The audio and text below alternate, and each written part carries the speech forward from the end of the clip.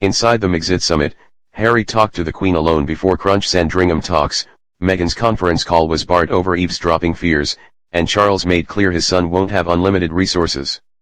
The Queen allowed Prince Harry and Meghan Markle to quit as senior royals following a private heart-to-heart with her grandson at yesterday's crisis summit, it was revealed last night. After a family meeting at Sandringham, Her Majesty released a historic and emotionally charged statement regretting the Duke and Duchess of Sussex's decision to split their time between Canada and the UK as they wind down their royal duties. According to Daily Mail editor-at-large Richard Kay's inside account of the Norfolk showdown. According to friends, Harry arrived ahead of schedule to square things with his grandmother, who came into the Crunch talks deeply disappointed with him and Meghan for wanting to step back from their official duties. In last night's statement, her sincere regret was made clear, saying she would have preferred them to remain full-time working members. But after her one-to-one with Harry, followed by 2 hours of calm discussions with him, Charles and William, Her Majesty agreed to a transition period where the Duke and Duchess would step away from royal engagements as they spend more time in Canada. Meghan was barred from dialing in on the meeting from Vancouver. Palace officials said such an idea was rejected because no one knew for sure who else might have been listening in. An insider said, "This was a highly confidential family discussion, not a conference call." After the meeting concluded, Princes Charles, William and Harry left in 3 separate cars. The Queen has said that hammering out a viable blueprint for Harry and Meghan's financially independent future was proving complex and indicated more details need to be ironed out in the coming days. And sources revealed that Prince Charles also views the matter far from concluded as he knows Harry will rely on his Duchy of Cornwall to meet family bills. He has already lavished a small fortune on his younger son, from his wedding to the fitting out Frogmore Cottage, the Windsor house he is now largely going to vacate when he uproots to North America. A friend says, he doesn't have unlimited resources. Harry needs to know that. The Queen has ordered staff to find a solution within days to the remaining sticking points, including the couple's future funding, which is expected to impose rigid rules on their commercial activities. One figure said, there will be strict instructions on branding, for example. No one wants to see the Sussexes' name on a tub of margarine. This was a deliberate nod to what happened in the aftermath of Diana's death when her memorial fund began endorsing cash-raising schemes that appalled the public.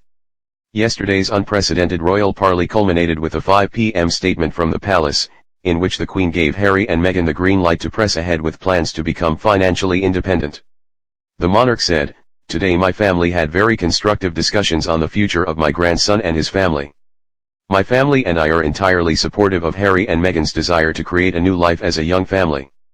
Although we would have preferred them to remain full-time working members of the royal family, we respect and understand their wish to live a more independent life as a family while remaining a valued part of my family. Harry and Meghan have made clear that they do not want to be reliant on public funds in their new lives. It has therefore been agreed that there will be a period of transition in which the Sussexes will spend time in Canada and the UK. These are complex matters for my family to resolve, and there is some more work to be done, but I have asked for final decisions to be reached in the coming days." The Queen, who is desperate to chart a way out of the crisis raging through the family ranks, has ordered courtiers to double down efforts to develop a blueprint for the Sussexes' future, to be completed within days. In the statement, the head of state broke with protocol to refer to the couple by their first names rather than the Duke and Duchess of Sussex. Some experts have decoded this to mean Harry and Meghan could be stripped of their titles, while others have played it down as the grandmother, 93, simply striking a soft tone. Royal commentator Victoria Arbiter said the move was likely to be telling, tweeting, "I do think it was very striking, particularly in a statement from the Queen. Are they having to give up their titles? This would be an indication they are." Reacting to the statement, Queen Elizabeth biographer and royal historian Robert Lacey said the language was an immensely personal intervention uncharacteristic of typical palace communiques. He told BBC Radio 4, "It is remarkably hands-on. I mean, it may have been processed through officials, but this is the Queen, speaking to her people and speaking about her family, and I think coming right through it is the concern she feels." Speaking to The Times, royal author Ingrid Seward said, "The first round has gone to the Sussexes. It feels that the royal family are bending over backwards to try and help." Yesterday's unprecedented meeting represented the first time that Harry, 35, had met with his closest relatives since early November, with the prince and his wife having taken a 6-week break in Canada over the Christmas period. Although they arrived back only last week, Meghan, 38, has already returned to the country. Aides have now been set to work to try to come up with a workable solution to the crisis, preferably by Friday. This includes enabling the couple to find a way to become financially independent and not rely on taxpayer funds in the future, as well as acceding to their wish to live partly in Canada for the foreseeable future. Other issues left on the table for further discussion are the cost and provision of the couple's security, particularly while they are spending large swathes of time out of the country.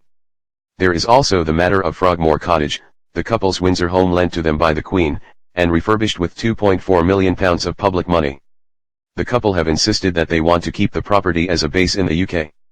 It is clear that despite the Queen's emphasis on the meeting being constructive and supportive, the schism between Harry and his family runs deep.